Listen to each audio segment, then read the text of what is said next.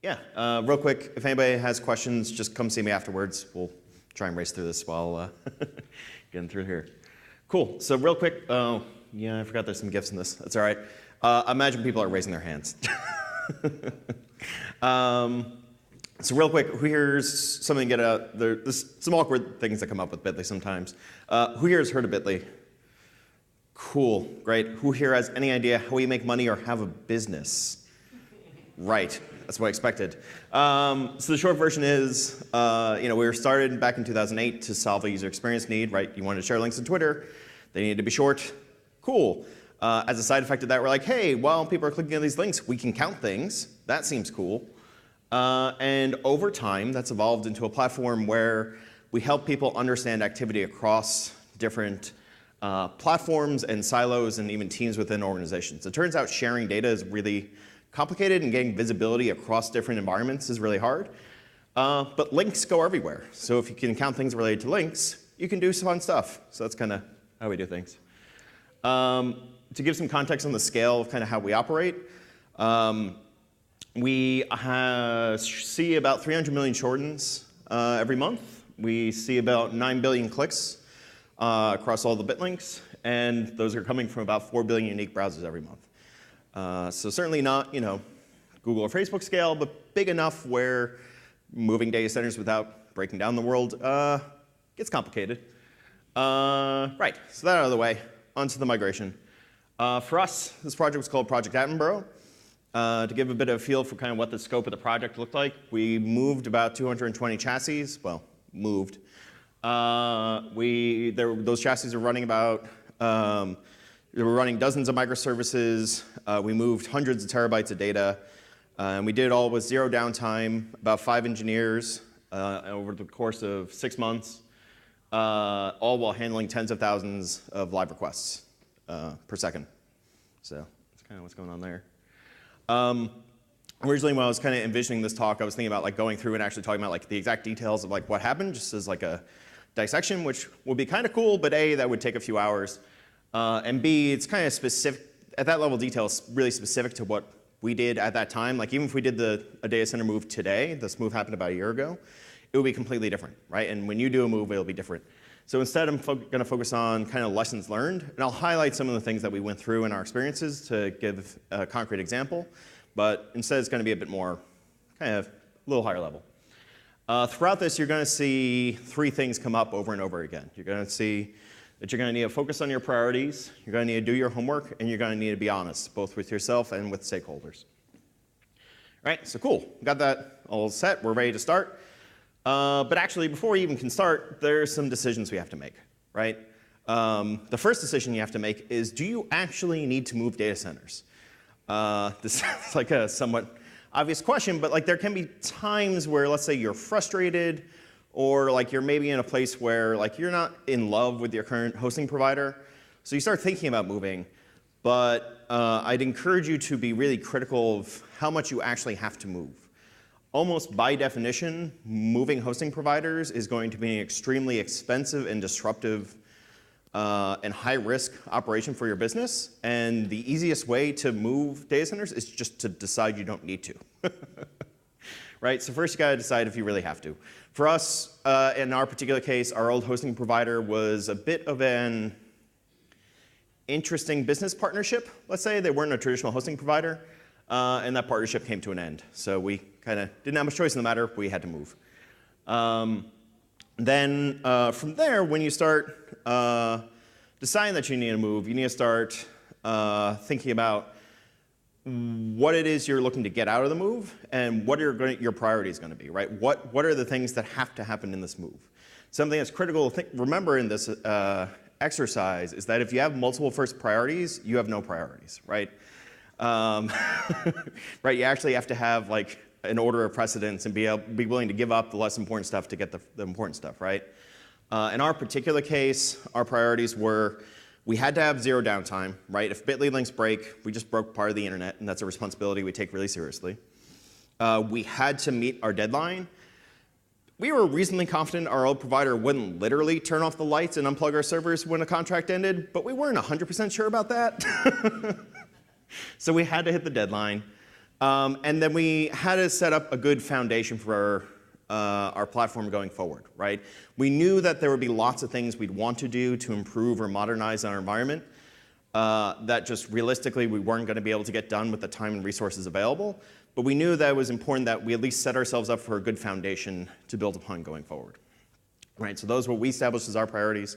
For you, it's going to be something different, right? Like maybe you can afford to have a maintenance window that can simplify things a lot, right? Maybe you can have a longer timeline or have more resources that lets you take on more stuff. Maybe moving into a more containerized environment is going to be a critical part of the move for you. That's something you and your team and your company need to decide. But you're going to need to decide that early, and you're going to need to come back to that over and over and over again. All right, cool. So we figured out our priorities. Now it's time to go pick a provider. And at first you might be like, well, there's like Amazon, there's Google, I guess there's Azure, right? Like, I don't know. But really when you go out and do your homework, and if you even go to stuff we did and actually put out an RFP, a request for proposals, the spectrum of offerings out there is boggling, right? You can go everywhere from like literally going to Dell or HP or Supermicro and like calling them up and having a truck of servers show up someplace, right? To the full end of like, running on some kind of serverless platform where you don't even know where your stuff's running, right? So it's important to start kind of working in iterations to kind of whittle down what's important while still staying open and making sure you at least consider things that off the bat maybe weren't the top thing for you. For us, we kind of initially did a high-level modeling of like what doing colo would look like, what for some value managed servers look like, basically bare metal servers, and what do cloud providers look like, right? We pretty quickly knocked out some of the colo stuff because we're a SaaS business and having capital on our books is not cool. But that would have been dramatically cheaper. Right? And there, you get flexibility things. You got to kind of work that, right? So you work through that, and then you start getting into the individual providers. So when you start looking at the individual providers, even within a given category, you have to kind of start digging in and understanding what do their offerings look like, what are the different trade-offs they have. Even among the cloud providers, like GCP and Amazon are looking more and more similar each week. But there's still some pretty important differences that you really have to be able to start to understand. And when you get that kind of down to like, a short list that you really want to go deeply into like evaluating and understanding and negotiating with, there's a bit of homework that you're going to need to do. You need to understand what your existing infrastructure looks like before you can really understand what your move is going to look like and what your environment's going to look like in a new provider, right? If you have some service running off in a corner that the last person who touched that service left the company 2 years ago, you're going to have to go touch that thing and understand how it works. You're also going to have to understand what all the current capacity situations look like for all your various systems. And beyond just the general understanding of like, is this thing running super hot or is it sitting there not twiddling its thumbs, you also need to understand what the constraints are for your systems, right? Because generally speaking, you're not going to have, an apples to apples, right? Like the server we're running in our old provider is one-to-one available in the new provider. If nothing else, just like a server that came out 3 years ago and a server that comes out today is kind of different. It turns out Moore's law is still a thing, and like it changes kind of what resources are available. So you're going to need to understand what that consumption looks like or those utilization levels look like so that you can accurately model what the different providers' offerings look like for you. You're also going to have to identify any kind of specialized needs that you have that you'll want to work out with providers. In our particular case, we knew we needed to be doing layer 4 DDoS protection, or have a provider that does DDoS protection in layer 4. We get hit with DDoS attacks all the time, so we need a provider. For that, we have to do it layer 4 because we do TLS termination for 40,000 domains.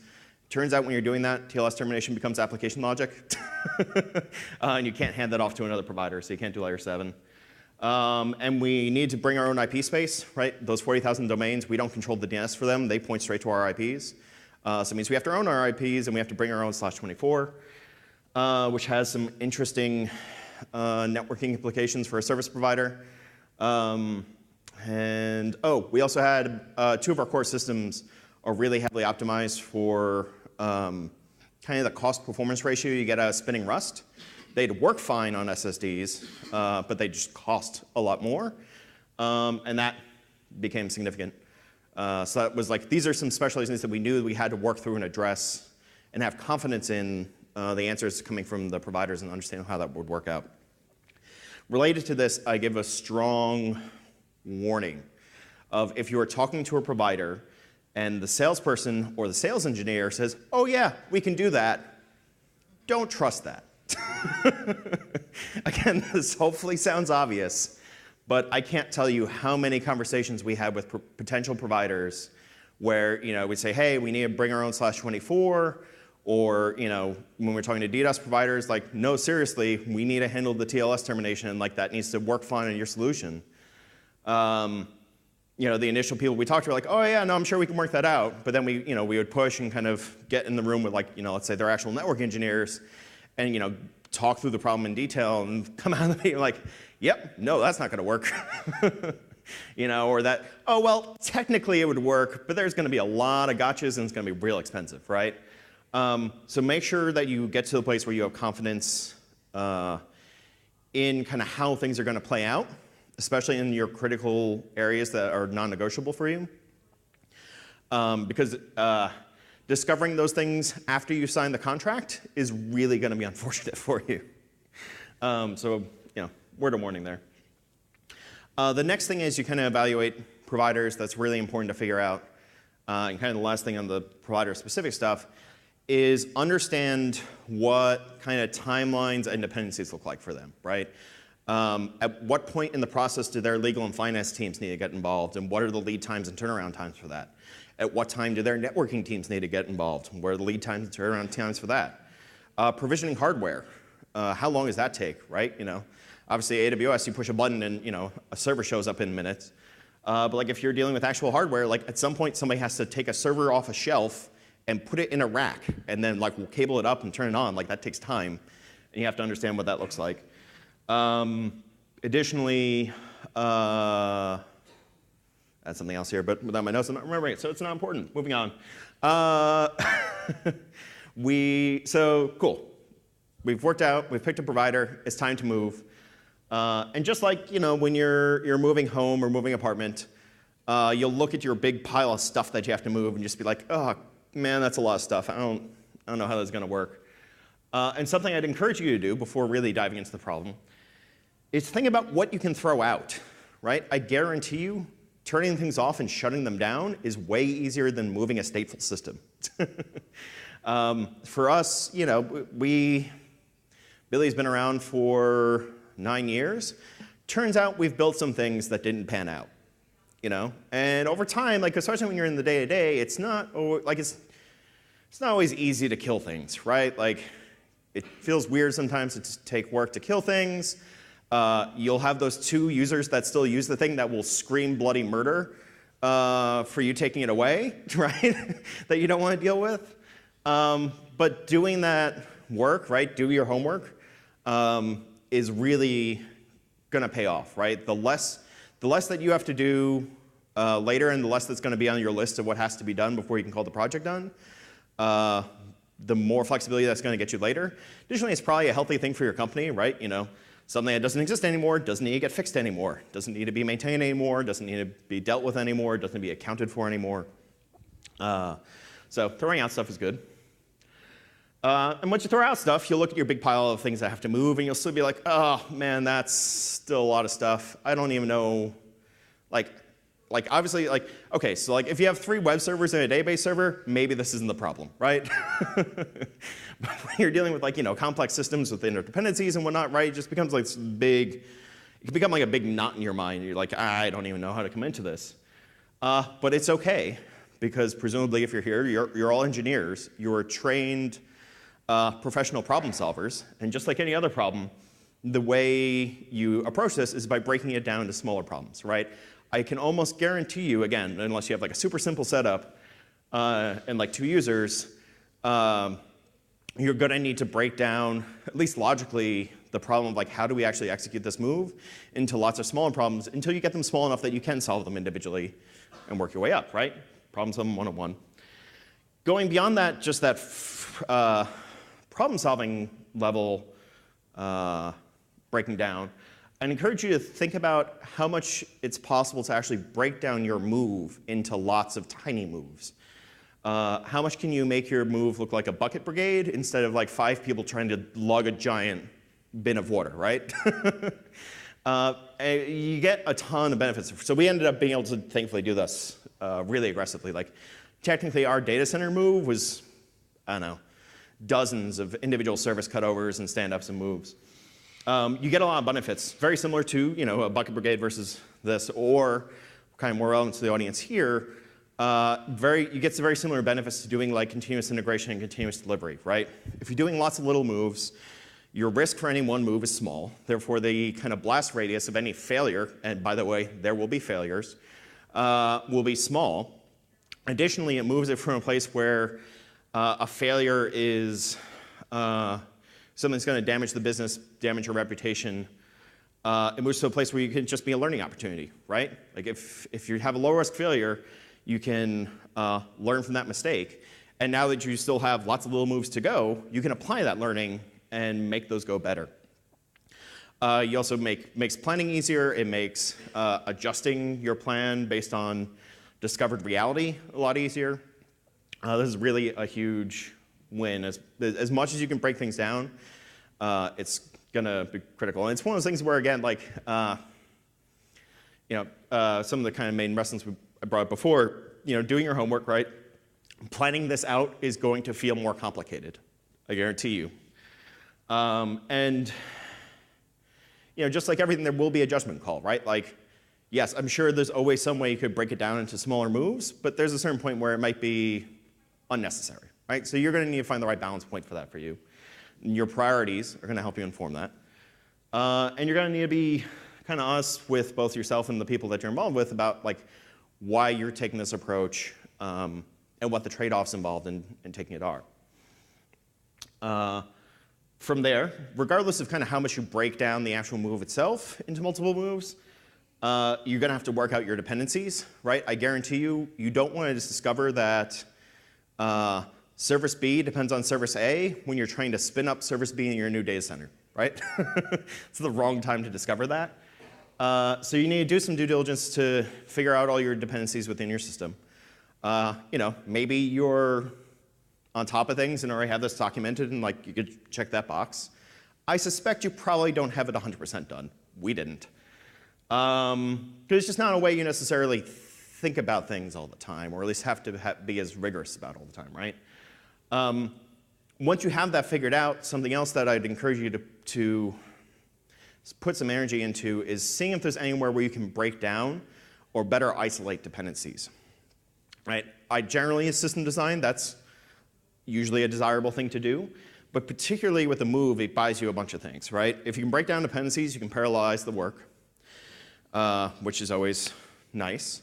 But even if you don't have the people to fully parallelize the work, let's say you only have enough resources to work on 3 moves at a time, but if you can break down your dependencies so you have 5 or 6 things available to move, or like ready to move, that gives you a ton of flexibility, right? So let's say one of those 3 things that are in motion, one of them gets blocked, right? Something comes up that you didn't plan for. The networking team at your new provider needs to do something, and it's going to take a week, right? If you didn't have work available, right, somebody's going to twiddle their thumbs, and this is a not time you want people twiddling their thumbs. If you have that other stuff available, you can just switch over the work and keep moving, right? So that flexibility is going to be critical. So doing your due diligence here is important, right? Doing your homework. You're going to need, again, there's going to be a judgment call here, right? Of some dependencies you might be really straightforward to break down with just doing a little bit of work. Other things is going to be like, yeah, no, that is going to be real hard to remove that dependency, right? So you have to make a judgment call on whether or not it's worth it in different cases. And you're going to be honest. For us, there were a bunch of these. When we started working through this ourselves, there were a bunch of scenarios where the initial gut reaction was, no, there's no way we could break down that dependency. But if we chewed on it for a little bit and let our minds go to somewhat uncomfortable places, we could eventually think of some things where, like, yeah, that's not the most elegant thing ever, and it maybe makes me a little nervous, but it lets us get rid of the dependency and get us the flexibility we need, right? So that's a place where some of that kind of rigor and honesty can really come in. A tangent, but kind of related thing that I encourage you to think about and that was super helpful and successful for us is whenever possible, look for opportunities to run systems in parallel in both environments to some degree, right? In our particular case, we have lots of, so we have like, SOA, microservices, whatever label you want to put on it, kind of set up, and lots of those services, all of their state changes come in over asynchronous queues. In our particular case, it's a thing we built called LinusQ. It's open source. Architecturally, you kind of think of it as Kafka. So accordingly, it was fairly straightforward for us to just take a snapshot of the old system, restore it into a new cluster in the new environment, take a copy of the stream feeding into that, and now we have effectively mirrored instances of that service. This is really great. This can be a huge tool for breaking down dependencies, right? Because if you can have something running in parallel in two places, that lets you do some good stuff there. It lets you get confidence in the systems and your new environment. We discovered a bunch of things this way in that, so like one of the things we did in this move was we moved from RHEL 5 to RHEL 7. Yes, it's slightly embarrassing that we were running RHEL 5 in 2016, but anyway. We still support lifetime for like another year. But so as part of that, right, there's just things that you discover when you actually put things under load, right? We discovered a bunch of tunables that were default on RHEL 7 that were an issue on RHEL 5, or we were managing a different way on RHEL 5 that, like, once we put some real load on something, it fell over because, like, some, disk tunable was set to something crazy. Or, like, tuned for a laptop for reasons. Right? And because we were doing that by standing up a system in parallel, the fact that that system fell over was fine, right? It wasn't actually servicing production reads yet, so like that could fail over and we could deal with it and it would be fine. So like it helped us discover that stuff in a safe way and get confidence and understand things in a better way. And then when we actually need to cut over the read traffic, like you had all kinds of options for that. So this isn't always possible, right? We did have some things that we had to do actual like hard, like it's running here and then it's running there cutovers. But as much as you can do this, it's a super, it makes the scary parts way less scary. The next part that should already be gospel to people here, but automation and checklists are absolutely critical. If you don't already have some kind of like config management and like go from blank server to running without a human involved, you should probably fix that before you even start this exercise. But assuming that you're already there, doing automation and checklists for your actual move operations themselves are really critical for very similar reasons that automating config management and server configuration and so on is also really critical.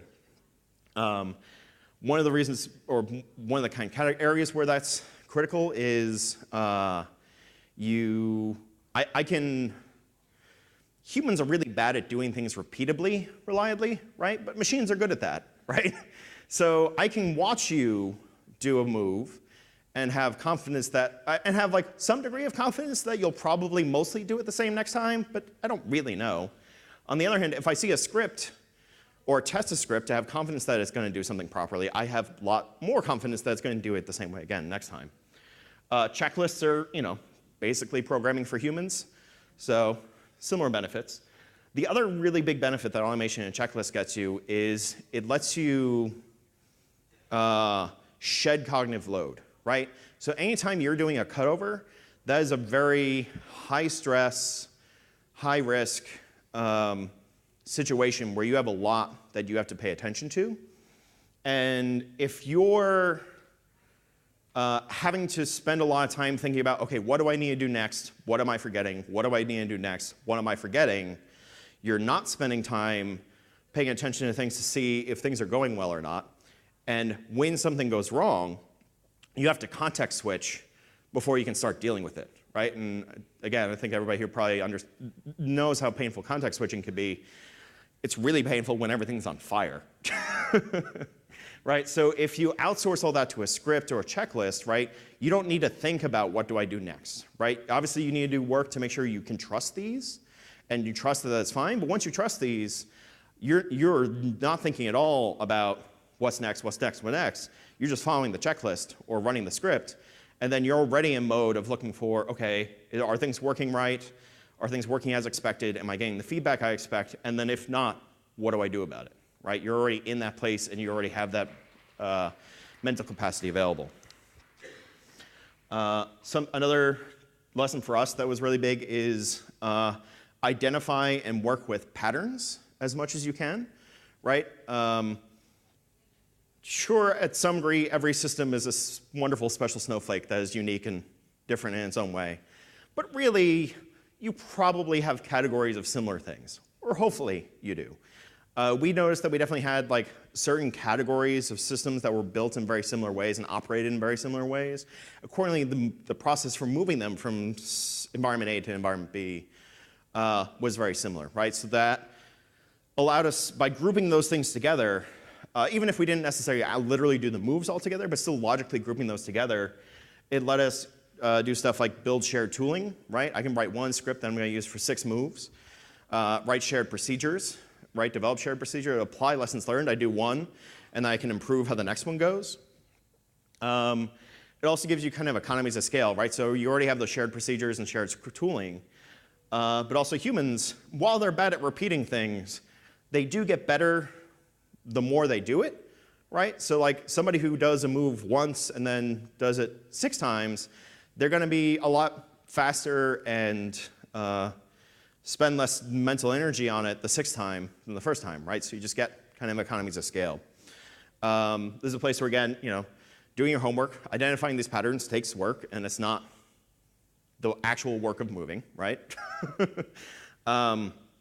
Priorities, right? This is another place where if you're not careful, you can get into like architecture astronaut kind of territory of like, do you actually need to be doing this, or like, is this right? You need to find the right balance. Yeah, patterns.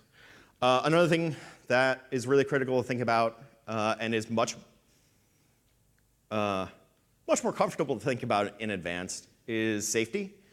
So for any given move, how are you going to know that something's gone wrong? What could go wrong? How are you going to know it has gone wrong? And then what are you going to do about it, right? So we got into a pretty common pattern of whenever we were like going through a checklist or working through like doing the prep for a move, we'd go through step by step and say, okay, at this step, what could go wrong? How do we know about it? And what can we do about it, right? And that going through that exercise in advance let us do things like realize that we didn't actually have telemetry in place to know if something was going well or not, or realize, oh, hey, we are actually tracking this, but we're not alerting on it, so add new Nagios checks for that. Or prep tools to deal with things not going according to plan, like realizing, oh, hey, if this does go south, what we'll probably want to do is engage our disaster recovery plan. Okay, cool. So then step 0 of this move is drop TTLs and warm up the DR plan, right? Or the DR system. Being able to do that in advance and have that ready puts you in a much better place when something does go wrong. When something goes wrong, and again, like it's not if, it's when. Cool. The really important thing there to remember there is you have to roll with the punches, right? Once something has gone wrong, your original plan doesn't matter anymore. It may still be a useful resource to pivot off of, but it has no meaning anymore, and you have to deal with the current reality. You have to look at what your new understanding of reality is, what your priorities are, and what your remaining resources are, right? And figure out what the right path going forward is. Maybe it is just to, try whatever you did again and keep going with the original plan. On the other hand, let's say you just burned a week on something that didn't work, and you didn't have slack in the schedule for that. Going back to the original plan probably isn't a great way to, things aren't going to end well. And this is, again, something that in the heat of the moment can feel really uncomfortable and takes some grit to bring yourself and bring your team through. But it's important mostly because at the end of the day, even if you don't consciously and explicitly do this, you're doing it anyway. You're just not in control of the results anymore, right? So roll with the punches. Almost to the end here. You got to take care of your team and make sure you're not burning them out, right? You want your team looking like the guy on the left here, not the poor pup on the right, right? And like obviously managing humans is an entire category of, like that's literally entire conferences unto itself. All of that usual stuff applies, but the most relevant piece for this is you need to regularly square your plan, your progress, and your resources, right? If you're a month into your planned 6-month move and you're ahead of schedule, great. I don't know why you're here because you apparently have things figured out better than we do. But realistically, you probably, at best, will be on track, and more realistically, you'll be behind because shit happens. And when you're behind, you need to deal with that, right? Like, just like any other project, right? You only have so many levers to pull, right? You can work harder, which has severe limits, right? Like, working a 60-hour week can help. Working 6 months of them makes people quit, right? And I guarantee you, having your entire team quit in the middle of a move is not going to help anything, right? And if you're not going to, work harder, you either have to do less or take more time, right? And which of those you're going to make sense for you depends on your situation and your priorities, right? For us, it meant do less, right? There were things that we had planned on doing as part of the move that as we went through it, we ended up having to decide that we're not going to do, right? Because for us, hitting our timeline was more critical than the things we were dropping. But it might be different for you. But doing that regularly and being proactive about that instead of being forced to do that is really critical to both generally the success of the project, but especially for the health and happiness of your team. And with all that, we get to the end. And even if you've done all this stuff, you've done lots of little moves, you plan things, you focus on your priorities, you did everything right, there will be some big final scary cutover, right? At some point, there were some things that, like, for us, it was particularly like basically our API and our web front end, right? Your stateful account information was, I'm sure we could have found some way to have like a dual run across both, but it was one of those things where like, yeah, that's not worth the engineering to make that work. We will take a 10-minute read-only window on that part, redirects and everything else kept working, and cut that over, right? That's scary because, people are not happy while that read-only window happens. Anything goes wrong, that can extend. And it's hard, but if you've done everything we talked about, right, you've focused on your priorities, you've done your homework, and you've been honest with yourself and your stakeholders, you'll be fine. Cool. Thank you.